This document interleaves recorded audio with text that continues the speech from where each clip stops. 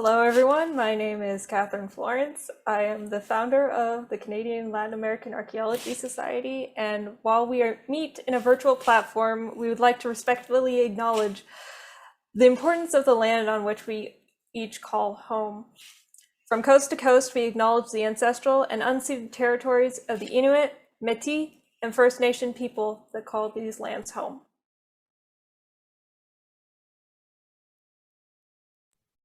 So in a moment, we're going to have our President Diana introduce our guest speaker for today.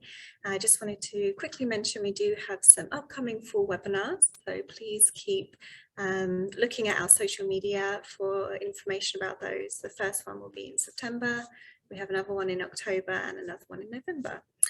So again, please keep looking at our social media for the next talks. But for today, we obviously have Keisha, so I'll pass over to Diana to introduce our speaker. Thank you, Cara. Thank you everyone for joining us today. I would like to introduce our speaker. Is Dr. Keisha Supernant. Her talk is titled Finding the Relatives, Locating Unmarked Graves in Indigenous Communities in Canada. And we are very honored to have her here join us today and talk about her ongoing research. Dr. Supernant, Métis, Papaches, and British, is an associate professor of anthropology at the University of Alberta. She is the director of the Institute of Prairie and Indigenous Archaeology and specializes in community-engaged Indigenous archaeology, geospatial analysis, and heart-centered archaeological practice. Her research with Indigenous communities in Western Canada explores how archaeologists can engage in community-led projects that center Indigenous ways of knowing.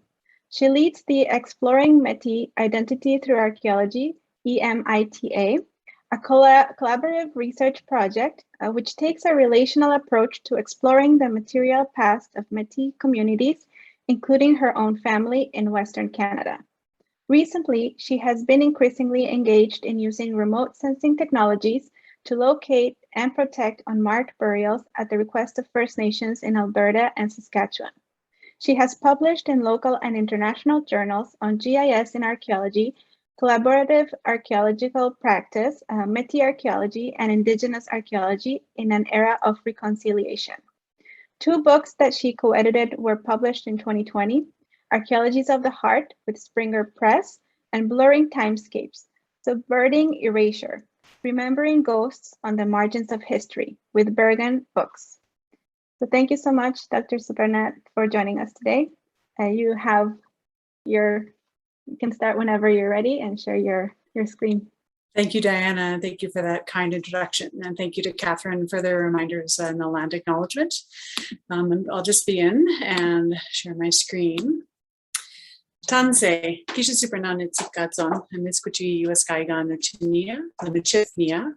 Hello, everyone. It's really good to be with you today. I'm calling in today from the territories of the Treaty 4 First Nations in Fort Capel, Saskatchewan, although right now I call Miskuchi Uaskaigan or Edmonton, Alberta home. I'm actually here supporting a community this week in doing some searching for unmarked graves around their residential school. So I'm actually in the field doing this work at the moment.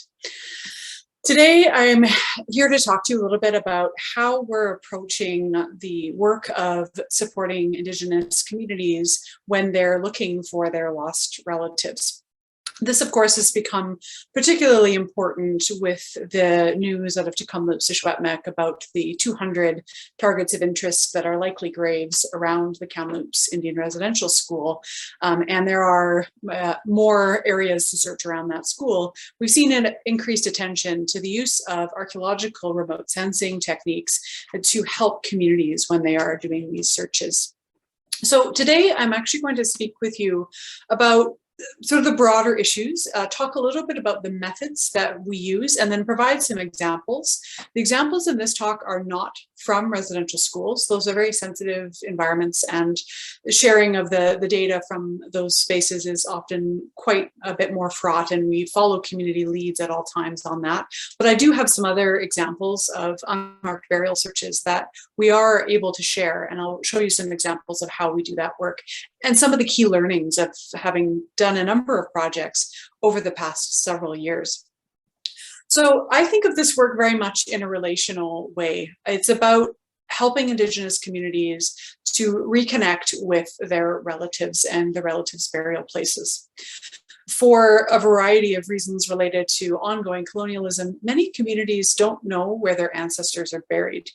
And this can be because of dispossession, colonization, the fact that many of these graves, if they were marked, are no longer marked. And there's a disconnection between living peoples and those places of their relatives. We can use archaeological remote sensing, which has been developed over the past 20, 25 years, as a toolkit to support communities when they're trying to search for these burial locations. And this can work in both historic cemetery contexts or other areas where there's burials from the colonial period where communities are trying to refine those places. And then, of course, there's applications of this around residential school. All of the work that myself and my team do around finding relatives is at the request of communities. So communities approach us, and then we work to develop a project plan to do the actual remote sensing. So I don't think of this so much as a research area. This is very much an area of service where we're using our technologies, we're using our expertise to support communities. And then we're very much focused on upholding Indigenous data sovereignty. So any information that we might gather while we're doing this work belongs to the community. And if they choose to allow us to share it, then that's entirely up to them. And it's not an expectation when we go into the projects.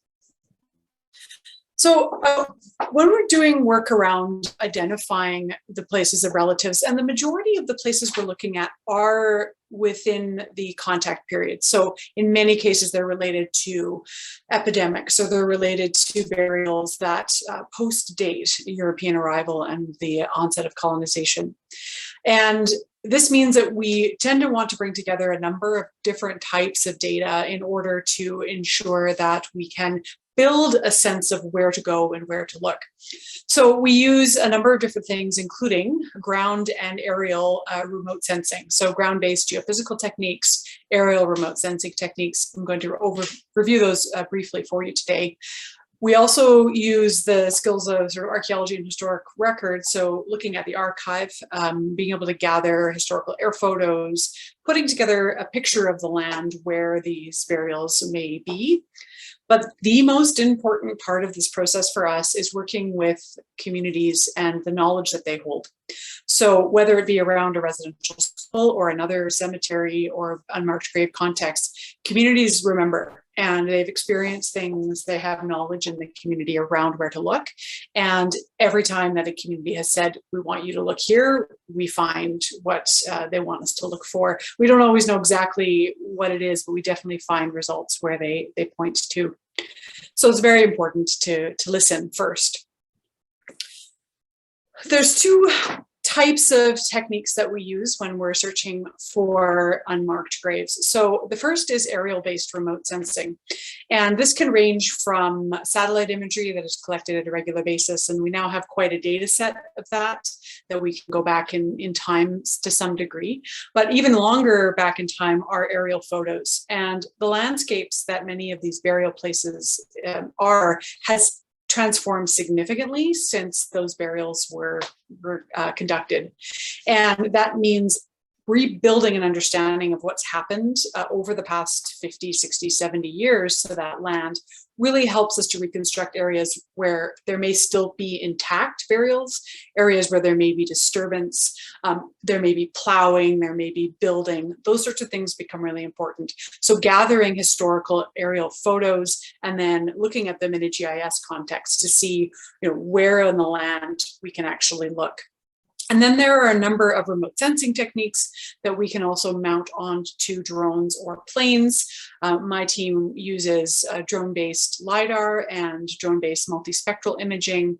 And also there's a possibility of using things like thermal imaging, which can show surface indications of potential burials.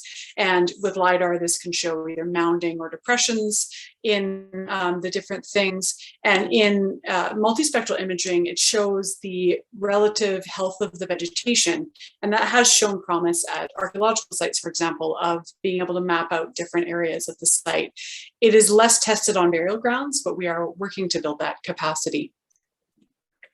This is an example provided by Scott Hamilton with the permission of the First Nation with whom he collaborates, where this is basically a drone photography, so photogrammetry. So it's collecting drone-based imagery and this map to indicate potential depressions at a historic cemetery context. So the red arrows, especially in the color map version, are indicating areas where there are likely unmarked graves in this particular cemetery area. And this does work if there's not a lot of disturbance to the soil and there is visible mounding or depressions in there. But that is dependent really on the history of the land. This is an example of what we've been doing with multispectral imaging. This is not from a burial context. This is from a Métis cabin site in southern Saskatchewan, where we were able to map structural components of the site, buildings, pits, and other things, merely from looking at the vegetation health and creating these different uses of the light spectrum to be able to detect those changes. Again, this depends on there being still things detectable from the surface. If there isn't plowing, if there hasn't been a lot of churning up of the topsoil, it is possible that this could be used to detect unmarked graves. So I always suggest starting with aerial methods because they're quick and they tend to cover large areas. They have that historical depth if you can get historic air photos, and in most places in Canada, at least back to the 40s, in some places even earlier. It can help narrow down areas of interest. So if you're looking for an unmarked burial ground where you're not entirely sure where it is, and one of the examples I have is that, then it helps to sort of say, okay, this is a more likely spot than this because of what we can see of that history of land use. And with something like LiDAR, if there's a forested area, we can take off the ground cover and look at the actual ground itself for any indicators of possible graves. It does tend to generate a large amount of data. It's not as well proven to find burials, and it really is dependent on context and the land history. Right, many areas have been disturbed, and that disturbance makes these aerial methods less useful in detecting specific locations of graves. It can still help us narrow down, though, places to look. The more common use is ground-based remote sensing, and the most well-established of these, and the one I will primarily focus on, is ground-penetrating radar, because this allows us to peer below the surface of the earth, even if there is disturbance on the ground. And so this is just a couple of examples of our team. And in fact, one of these images here is from Muskowgan Residential School, and that is where we are this week. We've gone back to Muskowgan to continue that work. And we use this primarily to look for disturbances in the soil. It's very helpful. There are some other options. Magnetic approaches are useful in some contexts to detect, say, metallic objects that might be associated with a casket or coffin, or if there's metal objects inside of a burial ground. And in some cases that may be true. And then conductivity and resistivity is another area that has been used in some graveyard contexts to help locate possible unmarked graves. So I'm just going to briefly overview ground penetrating radar. And honestly, at this point in the amount of attention that this technology is getting, we can't repeat this enough. I just want to acknowledge that these slides were provided by my graduate student, Liam Wadsworth, who collaborates with me closely on this work and is an essential part of it. So ground penetrating radar has been around for a long time. Principles of radar have been around an even longer time than the specific use of it for ground penetration. But basically it uses electromagnetic waves to send those waves down below the surface, and then those waves reflect back differently depending on what's happening underneath the soil. So different strata may reflect differently, but also areas of disturbance may also reflect differently. Areas with large rocks or pipes or infrastructure will reflect differently. And basically we're interpreting those differences in reflection. And then we're being able to translate those into what we think might be going on. So ground penetrating radar really provides a depth, a size, and a general shape or character of what it is underneath the earth. But it does not, of course, it's not an X-ray. It doesn't show what's inside of something. It just shows where there's areas of disturbance. So first we collect the data, and it really, these are sliced views. Run the GPR along the ground in straight lines, and usually in a grid And then we're basically building a three-dimensional model of what's going on underneath the subsurface. And this is a slice view, so one line, and we're collecting that information of those reflections. So the differences in the color, and that's gray, white, black, is really differences in reflection of what's happening underneath the surface. And the further down you go, the less clear that picture becomes. And then we start to say, okay, well, here's what we've collected. What is it actually representing? What do we think is actually happening here? And in this particular case, there's some sort of pit. So something has been dug, it's been dug down. We can generally delineate the sides, and then the overall depth. So we try to make sense of what that is. And then we say, okay, what does it actually look like? What is the character of that? And there's also increasingly work in this in 3 dimensions. So we can start to visualize this in that way and start to build out a picture of what it is that's actually underneath the ground and try to, eliminate possibilities for what it could be. So that's the basics of GPR. How do we use it to find graves? Well, graves have a particular character. So they tend to be in a certain depth range, although most historic burials we've encountered are about 3 feet deep, not the sort of classic 6 feet that a lot of people have in their minds. They tend to be in a certain orientation. They tend to be rectangular. And so once you start to build a sense, okay, this is a rectangular shape at about the right depth, it has all these characteristics, and then there's a suite of other characteristics we look for in the actual GPR data, we can then say, with more confidence that what we're finding is a grave and not some other type of underground feature. But graves are challenging targets because it really depends on whether it's a very formal sort of classic Christian burial ground, in which case you might expect rows, you expect sort of a regular spacing, you'd expect a regular orientation. If something's more clandestine, someone's trying to hide something, that's harder to detect. Or if it's a less formal, so different burial traditions may be harder to detect as well. So those burial practices, whether it's someone laid out or someone in a flex position, if it's a more traditional burial for certain Indigenous communities, for example. So all these things play into it. Orientation can sometimes be culturally dependent, although it tends to be ordinal. So either you're going to you're either going to have it east-west or north-south, but whether it's east-west or north-south depends on who's burying the people. Now, it also depends on preservation. So we don't necessarily need to have, say a casket or a coffin or something in the ground preserved, but we do need to be able to have enough preservation to detect the shaft itself that was dug. So we need a good enough preservation to be able to see that disturbance maintained. In most cases where communities are looking to find their relatives, it's within the past 150 to 200 years, which usually is recent enough that the shaft should still be detectable if there hasn't been a history of disturbance. And then, of course, graves are challenging targets in part because they're very sensitive and there's a lot of emotion connected with those, especially unmarked graves where people don't know where their relatives are buried. And we hear stories like that from communities all the time. It can bring up all kinds of emotions. So the other challenge we have, of course, is not just the graves are challenging targets, but that GPR itself is limited in what it cannot do. It can and cannot do. So it's good at, like I said, characterizing what we think we see. We have to have the GPR on the ground. And I want to emphasize there are some people experimenting with drone-based GPR. It is not at a sufficient enough frequency to likely detect graves and has been unproven. We just don't know if it's going to work very well. Ideally, we want what we call ground coupling. So the GPR actually needs to sit on the surface. And this means grassy areas are good if they're mowed, but bushy areas are really challenging because we actually really need it as flat as you can make it. So imagine like a golf course would be an ideal location on the fairway to go and use GPR because we need it in that kind of as close as possible we can get to that. It doesn't also work in all environments. So there are certain types of soils which tend to not reflect the signal at all. And so there's just sort of like a continued, what we call attenuation. So the signal just continues and it never bounces back.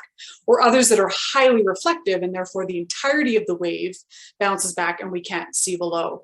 So every environment where you're working to find unmarked graves really needs attention to what can it actually detect things. So going to an area with a known graves is often very helpful because it helps us characterize what we think we might see in the GPR based on graves in that area, or if it's detecting them at all.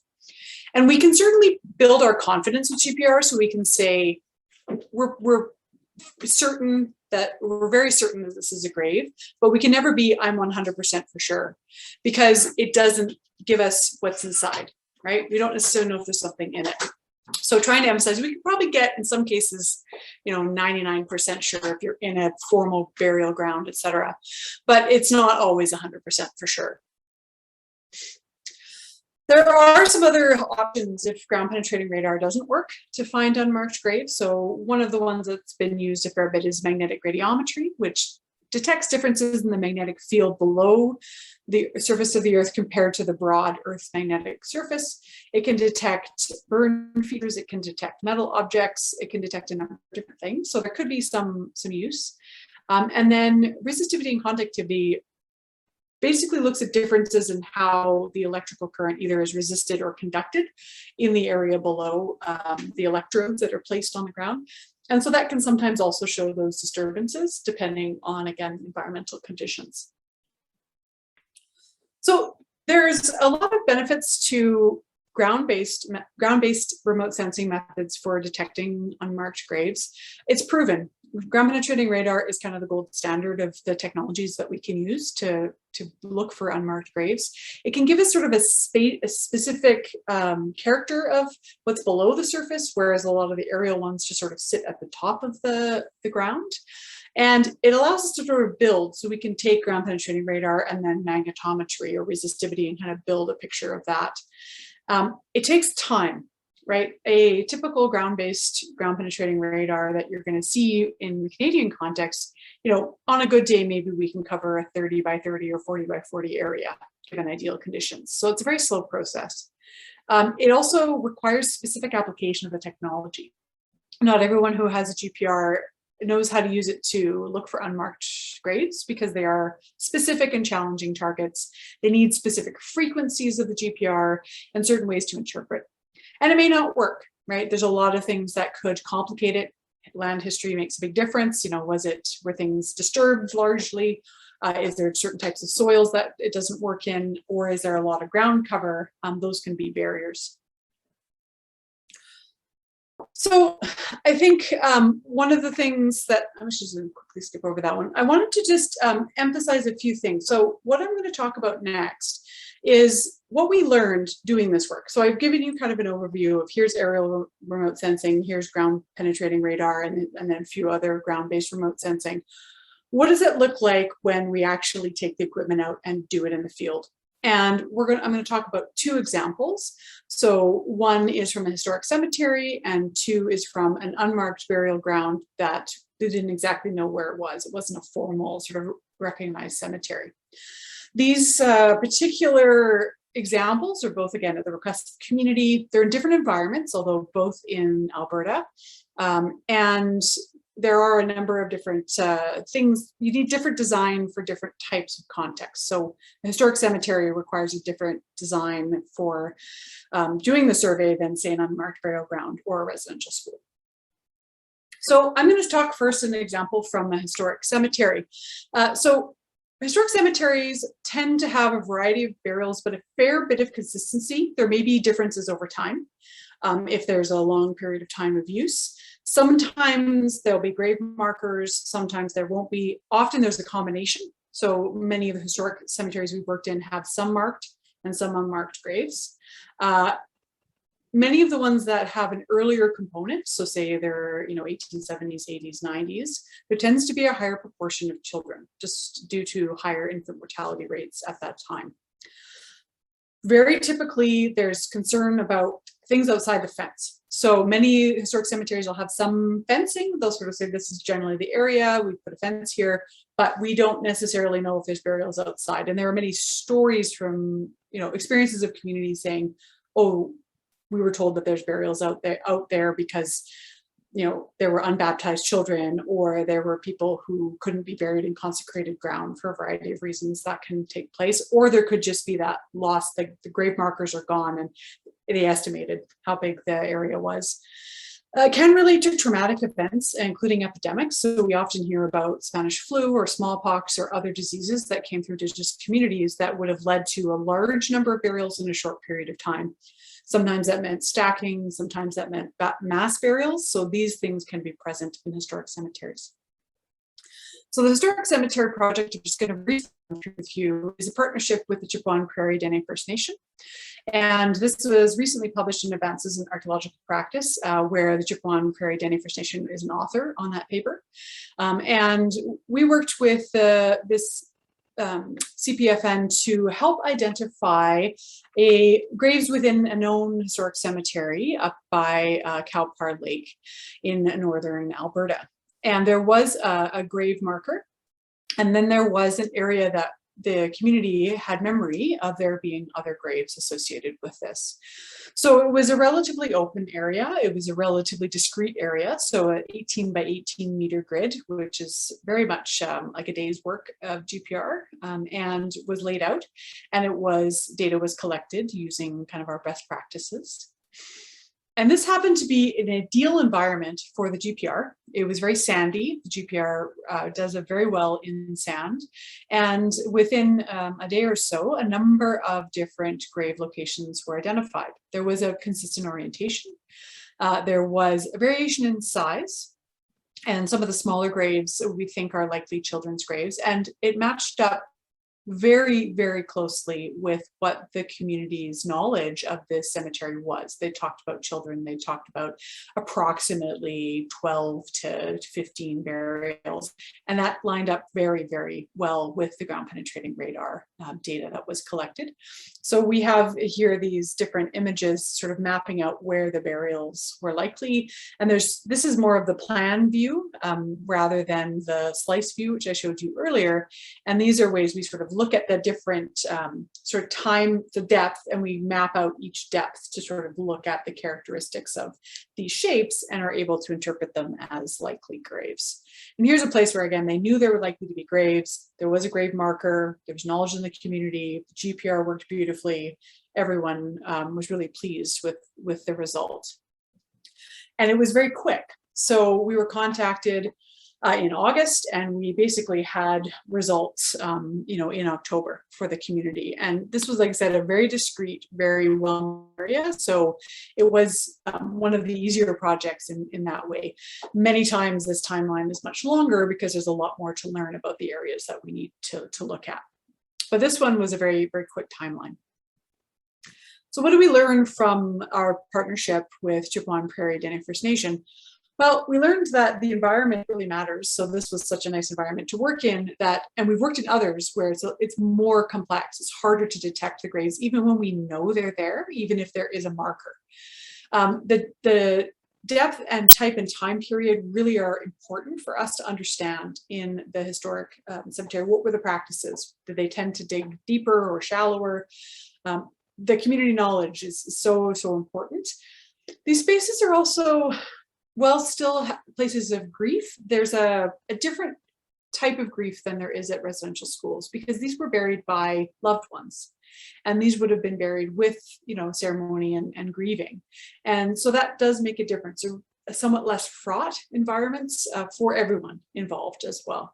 And then it is sometimes possible to get results very, very quickly. There's another community we worked in where we did the survey. We were able to do some preliminary processing and present results within a couple of days.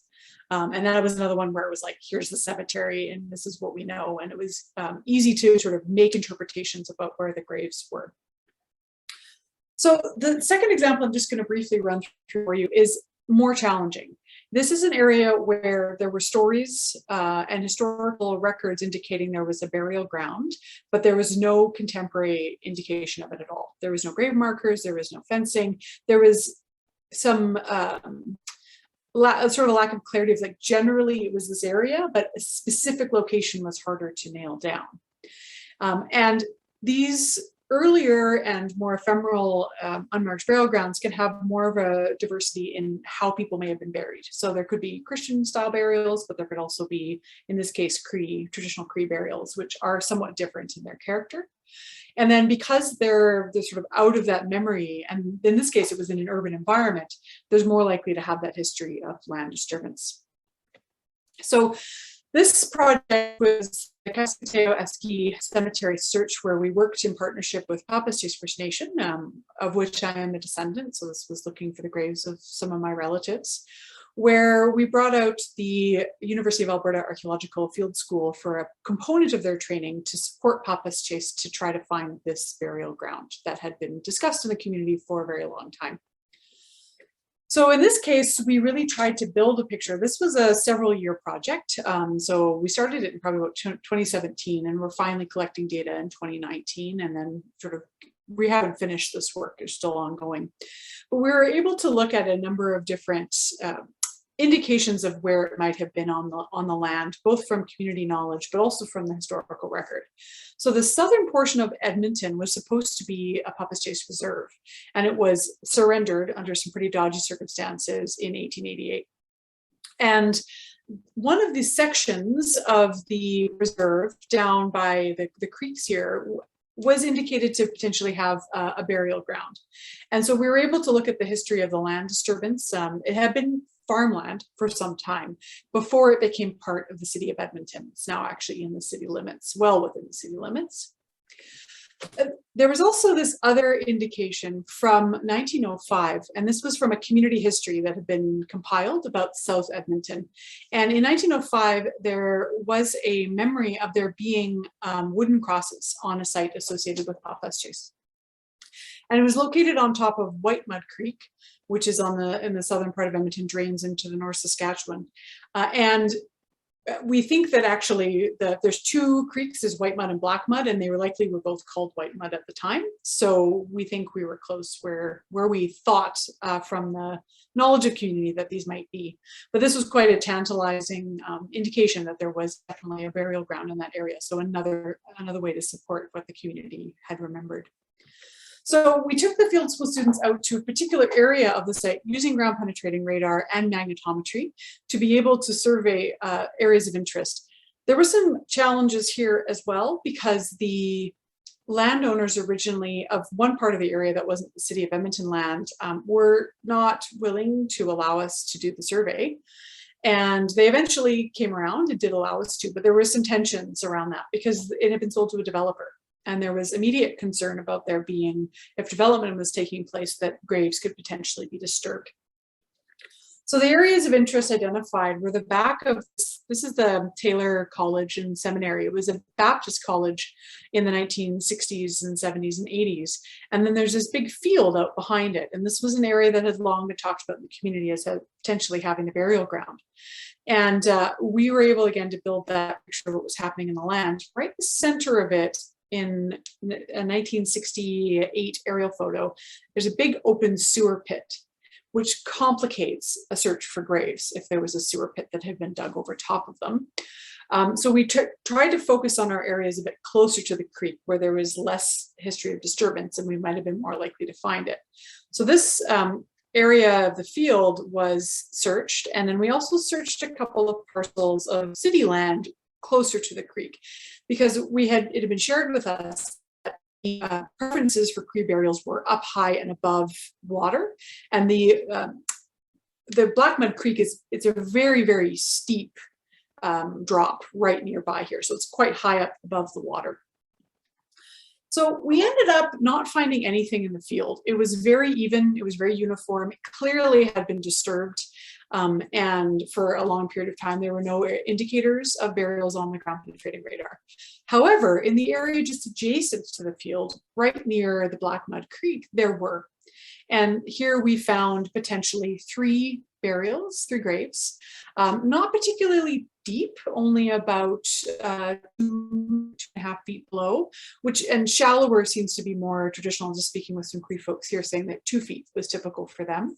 So pretty shallow. And one of them had a signal both in the GPR that looked like a grave and a indicator on magnetic radiometry of a metal object. So those two things together helped to strengthen that interpretation. One of the challenges, I'm just going to go back, is that I suspect there's more burials in here, but it's really, really densely wooded and bushy.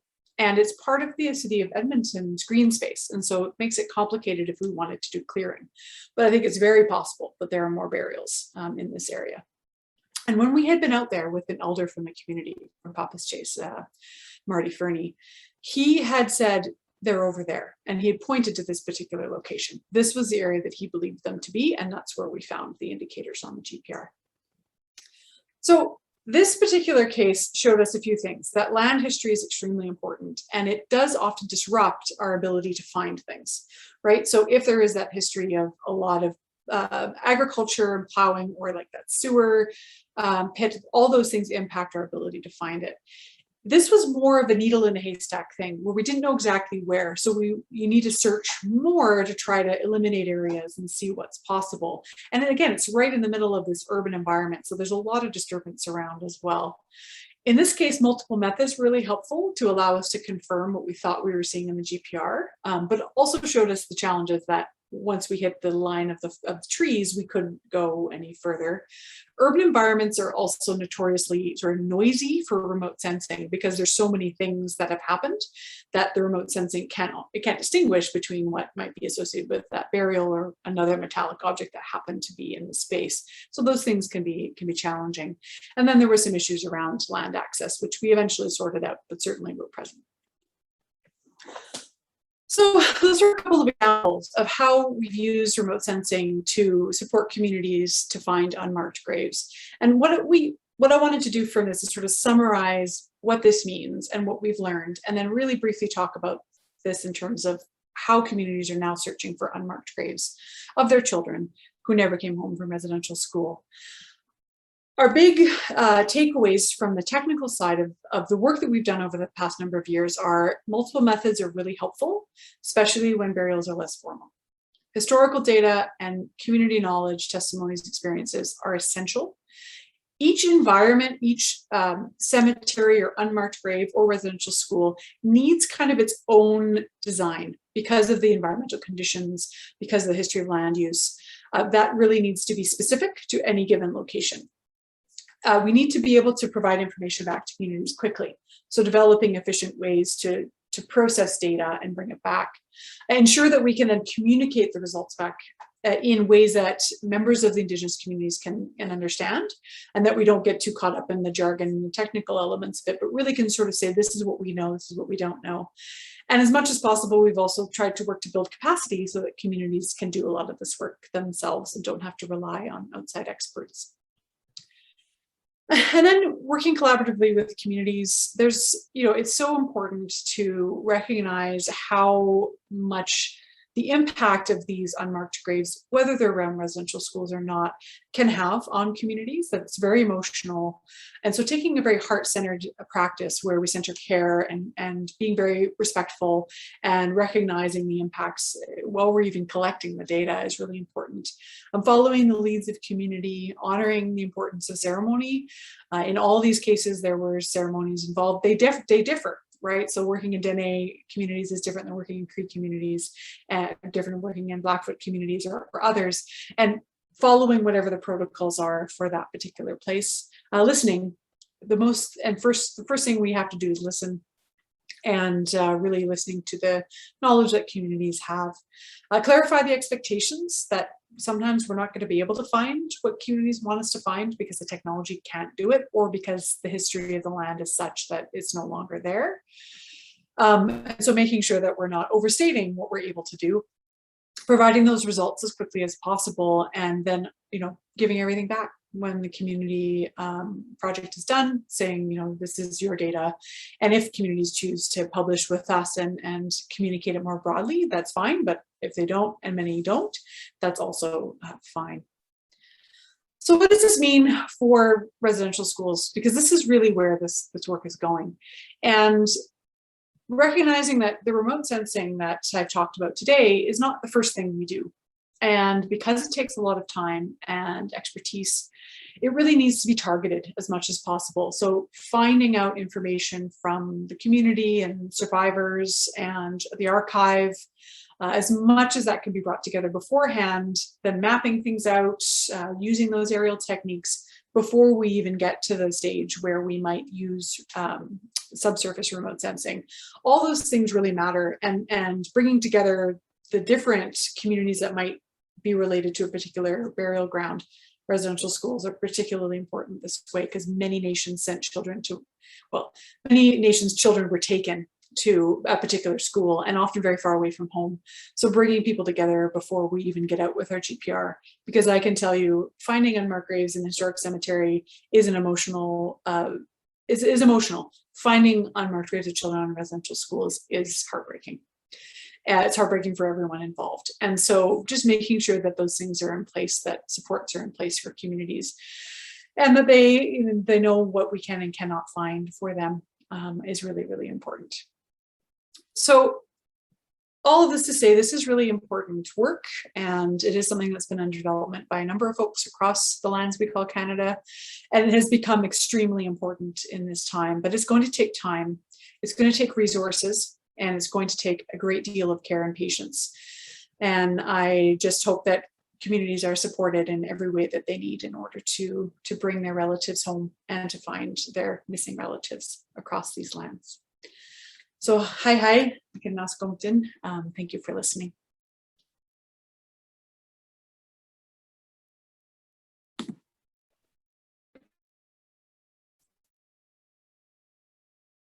Thank you so much, Keisha, Dr. Supernant, for that really informative and really great talk about something that's really, like, I can see very dear to your heart, and you've put so much of yourself into, and it's just such an important work to be doing right now.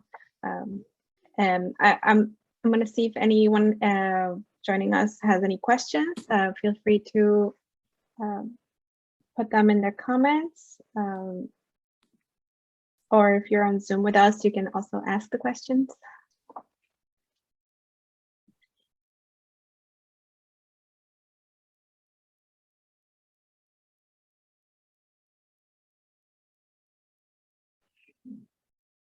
Yes, we wait for questions. I do have one. I was wondering, this is just me thinking about moving forward in certain scenarios where would communities want to do some excavation or forensic work at those sites? Like, how much of that is talked about or not discussed? I know there's definitely cultural differences or cultural perceptions about the body and itself and what to do with ancestors. So I guess it's like, it's a loaded question, I know, but it's something like I always think about since I'm in bioarchaeology. Is always something in my mind. So I think these discussions are ongoing, and I think in terms of the historic cemeteries and unmarked burial grounds, it's not as much a part of the conversation that I've heard. It's more about marking and trying to get that locational specificity of like where are the individuals buried. I think when it comes to residential school context, there's going to be different approaches, and I think communities and survivors and elders need to guide that as much as possible. But I think some will probably go down that path, and others definitely will not. And I think it will really depend as well, because what we're also hearing now is calls for justice and accountability, and for that to take place, then there may be a reason to take a forensics approach to doing that. But there may be others where they want to find out whose children belong to whom, and using, seeing what the possibilities are to connect any children who may be in these graves with living relatives. And there may be desire to do that as well. But I just think for me, the most important thing is that the decisions have to be with the communities whose relatives went to the given school. And I don't want their hand to be forced in any particular way. And I think there will be different paths forward. And it's not my area, really. I never actually expected to work with ancestors at all, but communities just kept asking. And so I was like, well, I'll learn how to do this. And I was so lucky to get Liam, who came, and he knew a lot about it. And we've been able to build a really important project as part of that. Thank you so much. I think that's how it will go. Like, for some, will be part of the process, and for some other communities, it won't go that direction, which is totally understandable. We have one comment and question, I believe. Thank you, Dr. Supernant, for your important talk. I was hoping to hear your thoughts on how this work can and should fundamental change how archaeology is practiced. How do you think these collaborations have opened the eyes of the discipline to heart-centered approaches? Thank you for that question, Alexa, and good to see you on here. So I do think that archaeology is certainly archaeology where Indigenous or descendant communities are involved has been changing over the past 25 years, right? We've seen the rise of Indigenous archaeologies and more collaborative practice, community-based practice. For me, what is really changing is this idea that community kind of led or community driven projects are becoming more the norm. So as opposed to myself coming in with a research question, talking to communities to sort of build something that, you know, will work for everyone, it's really that communities are coming to me and saying, hey, I want to know this thing. You know how to do archaeology. Can you come and help us figure this out? And this is both the burials, but a lot of other archaeology I do now is that way. And then it starts with the relationship. So rather than an idea, the projects that I'm involved in start with the relationship, where we go and visit and we, you know, meet people and we talk about things and we present things that we're doing. We feast and we participate in the ceremony. And so we start with that building of relations as opposed to building of a project. The project emerges often out of those relations. And for me, that's very much a part of the heart-centered archaeological practice, is recognizing the human connection between living people and the archaeologist is sort of at the heart of the project. And then we get to ask really interesting questions about the past and do some really cool archaeology. And I think the other thing that's come up a lot for me, especially over the past few months, is this idea that we need to move away from that we only do good science when we're objective observers. You know, Diana, you mentioned how much I care about this. I care very deeply about this work. But because I care so deeply, I will do the best science I possibly can, right? I'm not going to misinterpret GPR to tell someone that their child is buried there. That seems like the worst thing I could do to that relation, right? So it's also this commitment to rigor and to doing the best possible job we can with the tools we have, not overstating what they can do. And that for me is also part of heart-centered practice. Because I care, my archaeology is better. Not, you know, it's not, we all have bias. I just know what mine is, but I also know how to be careful about what I'm saying with the data, because data only say certain things, and I know that. So for me, that heart-centered space is so important when you're doing community-led work, because you don't want to give false information. But like, honestly, communities sometimes ask the absolute best questions, and that many archaeologists wouldn't have thought of. And often that can lead to these amazing outcomes. So I actually think it's really hopeful for the future of this type of practice, and that we can do things that when we put that power to decide what happens into communities' hands, amazing things can come, because we've shifted that dynamic, right? They're no longer suspicious of us as an outsider archaeologist coming into a community. They're now excited about what they can do because they get to decide, and then we can find the resources, we can bring the expertise to bear. So that's what I think I'm seeing happening in this moment, this kind of engaged archaeology, this archaeology that matters, and matters to more than just archaeologists, right? And I think that's a really exciting for the field as a whole. I think it's going to lead to some amazing collaborations and opportunities. We're going to learn so much more about the past because of it. Thank you so much. That's really great, and especially because communities have so much knowledge, and then that's why they ask the best questions, because we couldn't know those things, right? As archaeologists, they know the questions to ask. Like, how would we know? How would we know, right? Yeah, that's really great. I have a comment, one question and a comment on Facebook. Nicole Phillips is asking, in terms of archival research, do many records survive? And if so, are they accessible to people who need them? So this is a really important question. There are a lot of records associated with the residential school system. I'm assuming the question is primarily about that, although in other historic cemetery contexts, again, it's really variable. Many of the burial grounds and residential schools are associated with churches, and churches are good record keepers. And whether or not those records are always accessible is another issue altogether. The National Center for Truth and Reconciliation has spent a long time working with the millions of documents that were gathered as part of the Truth and Reconciliation Commission. And those include information about historic cemeteries as well as residential schools, because often they're often combined, right? So Cowessess First Nation, for example, that cemetery, which the 751 unmarked graves, that's a community cemetery. So that includes children from the residential school and from the community. So those records include both. So there's a number of records that are out there that may list who's buried where, who may have died in residential school, who may have died in the community. But there are some places where those records are either gone because, you know, things burned down or were lost, and there's other places where they're being kept. I think we're starting to see that shifting with the past few months, that more churches, for example, are saying, oh, well, maybe we should make these available to help communities in this. And so, yes, there are good records for some places that can be gathered, and the NCTR for the residential schools is working on providing those to communities as needed.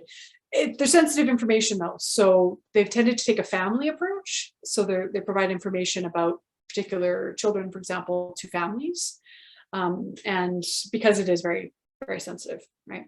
So yes, there are records. They're not complete. They require often someone with archival knowledge to sort through them because they can be quite complex, but they really, really help with all of this work. Great. And Dr. Andrea Waters-Riss, she says, thank you so very much for taking the time to share this with us and your incredible leadership on these matters. Thank you. If anyone else has any other questions. Let's see. Heather's hand is up. Yeah, Heather has a question. Great, Heather. Go ahead. You are muted, Heather. I really enjoyed your talk, and sorry, this is a portable viewer here. I knocked it. And you've got a really sensitive way of approaching this. You know, there's all sorts of ways of collaborating, which many of us have done, or co-creation, but you're really letting the communities drive what you do. And that's really hard for, I think, archaeologists to let go of. But I really appreciate it. I've read part of your heart book. I'm in a little reading group where we've read it. I really appreciate it. It's really a different approach. The question I have is really, as an academic, how does the University of Alberta feel about, you've got tenure, right? So how does the University of Alberta feel about this work in terms of, do they regard it as community service? Do they regard it as research? And do you have any advice for other academics who, you know, traditionally any kind of outreach has been difficult, and things are changing now? I really see that, but could you sort of talk about that sort of general issue a bit? I'd be happy to, because it's a really important question, and it's something that I talk about a lot with my graduate students, because most of the graduate students who come to me want to do this type of work. They come to work with me because that's what they want to do. But if they want to build an academic career, there are risks, there remain risks because of, you know, expected publications and the ways in which we can comprehend research. I am a tenured professor, going up for promotion to full this year, and so I'm already in like I don't need to continue to be productive in the ways that got me tenure, but my scholarship did change once I got tenure in terms of the nature of the work and sort of the ways in which I disseminated the work in some contexts. I do think, however, that the perception of this work is changing. So one of the things that I worked on at my university, the University of Alberta, is we have our faculty evaluation committees that sit at the faculty level. And in my faculty, the Faculty of Arts, we wrote a community engaged scholarship guideline. And basically it was for how do you evaluate, this is not just outreach. Like what I do is not just outreach. This is like community driven projects where we, you know, build these things together. A lot of my time is spent in community, engaging, doing different things. And so we try to articulate in that document how you evaluate that as someone who may not do that work, right? And because many of my colleagues don't. So these are the things to think about. These are the ways to understand the outputs, right? They may not always be in traditional academic venues, but a community presentation to 200 people is an important venue, right? It's an important way to communicate back. And there's also an internal there's a certain type of review, like community review. A lot of, like with the Chippewa and Prairie First Nation, they reviewed that article several times in order to ensure that everything was aligned, right? So recognizing that peer review is not just academic peers, it's also community peers, and that is a really important part of the process. So having those guidelines to be able to translate those to who are evaluating you every year does make a difference. At the same time, it's an uphill battle. And I will say that throughout the last several months, University of Alberta has been extremely supportive of my work, but I'm struggling to figure out, this is going to take a lot of my time and energy for several years. Where does that leave me as an academic? I don't entirely know yet. I'm not in a position where I have to care, really, because I am tenured and I am still doing work related to my field. It's not like I've gone off and done something entirely different. But I do think we're at a moment where we really have to change how we consider what an academic might be and their range. And that some folks are going to be in these positions where their outputs are going to look really different. And the ways in which they engage in scholarship is going to look different. And I don't think we've sorted it all out yet, but I'm hopeful that there are enough people thinking about it and developing these guidelines and practices for how we actually recognize and uphold this work as important and as having impact, right? Yeah, thank you. I think you're right. It's things are changing. There's a lot of people interested in it, and there's also a great demand by communities. And it's not just the residential schools, but a lot of the other work you've done. And when you were saying you were working with a university committee, it made me think of the various ways that other disciplines are evaluated: performance, music, and art. And they don't have we've in archaeology typically have had such a very narrow approach of peer-reviewed journal and book chapters and books by major presses, and everything's ranked, and some places points for this and that. It's not sort of from the heart, but so that there are examples outside of archaeology, even in existing academia, where you don't just count the number of peer-reviewed, how many peer-reviewed journal articles and what's the, whatever the numbers for the particular journal. So it's very refreshing and nice that it's Canadian. But I really do think it's really great that you're focusing on this, because as a tenured professor who's undoubtedly, going to get to be full professor, this is really important work, and you're very clear about how to explain it, and you're going to get a whole cadre of students who are going to pursue this successfully. So anyway, thanks for talking to us. Thanks, Heather. Thank you for your question. Thanks, Heather, too. We have one more question from Dr. Lindsay Dare. Well, it's a two-part question, so maybe we can do two, one and then another one. It says, thank you so much for sharing your experiences and work today. I'm wondering how you think archaeologists more broadly can support Indigenous communities so that there is lasting change. The colonial treatment of Indigenous peoples and its legacy has historically been something ignored or given lip service, but not systemically acknowledged or tackled, like the example of the failure to implement the Truth and Reconciliation Commission's calls to action. So I think this is a really important question, and I would say there's two pieces to this that I would respond. First is that archaeologists continue to look at our discipline, right? So there is change, and I've seen an acceleration, I would say, of change over the past 5 years. And the kind of conversations I can have now have a much more receptive audience than ones I would have had the same conversations 15 years ago when I started this journey. But there's still places where people don't really think, wouldn't think what I'm doing is really archaeology, right? And or like, well, but I'm just interested in learning about the past, so this doesn't really have anything to do with me. And we still have these pockets of places where people just don't see this way. And so I think continuing to have those conversations with colleagues who need to hear it, right? Many of the spaces I end up in are people who are already engaged and already interested, and you end up kind of preaching to the choir. So are there ways to continue to work with our colleagues to bring them along when they need to be? So that's one thing I would say. And as an Indigenous archaeologist, I really appreciate when allies can do some of that labor.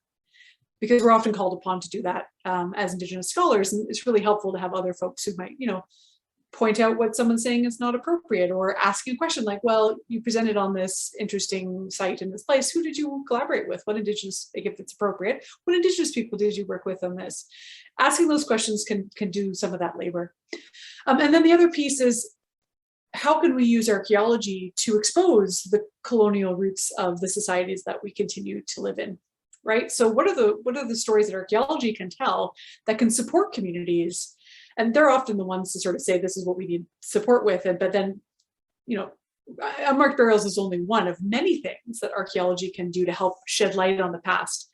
And to not, it's being used now as evidence, right? Archaeological remote sensing techniques are now like, they're telling that story that survivors have been telling about their experiences for a long time, but it took the application of archaeological remote sensing for so many other people to listen. So archaeology has power to help expose what's happened in the past.